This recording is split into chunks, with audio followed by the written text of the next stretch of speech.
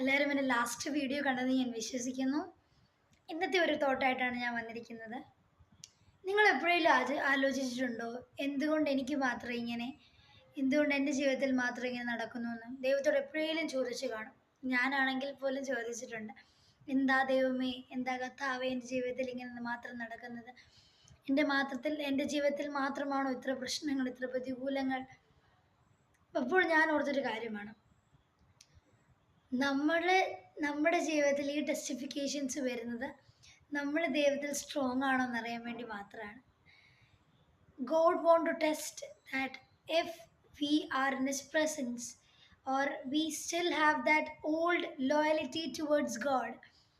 ഞാൻ ഇപ്പോൾ പെട്ടെന്ന് ഓർത്തൊരു കാര്യമാണ്, ഞാൻ കഴിഞ്ഞ വീഡിയോയിൽ പറഞ്ഞ പോലെ അബ്രഹാമിൻ്റെ അത്രയും പ്രിയപ്പെട്ട പുത്രൻ, അത്രയും ആഗ്രഹിച്ച് അത്രയും വർഷങ്ങൾ കഴിഞ്ഞ് ദൈവം വാഗ്ദാന സന്തതിയായി കൊടുത്ത ആ പുത്രൻ ഈസഹാക്കിനെ ദൈവം ഒന്ന് ചോദിച്ചു. ചുമ്മാ ചോദിച്ചതല്ല, യാഗമായിട്ടാണ് ചോദിച്ചത്.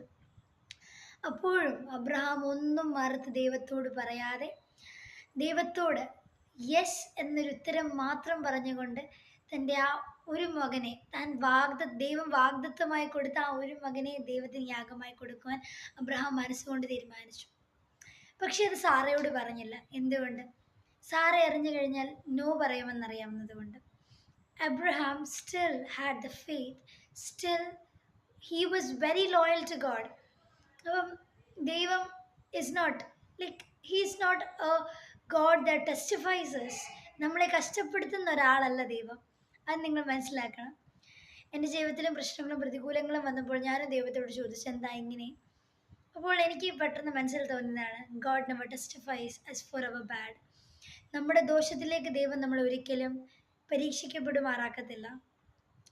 ഞാനിന്നിവിടെ നിർത്തുമ്പോൾ ഞാൻ എല്ലാവരും ഒരിക്കൽ കൂടി ആ ഒരു ലോയലിറ്റിയിലേക്ക്, ആ ഒരു ഫെയ്ത്തിലേക്ക് ഞാൻ നിങ്ങളെ ഓരോരുത്തരെയും എൻകറേജ് ചെയ്യുന്നു. Thank you, may God bless you.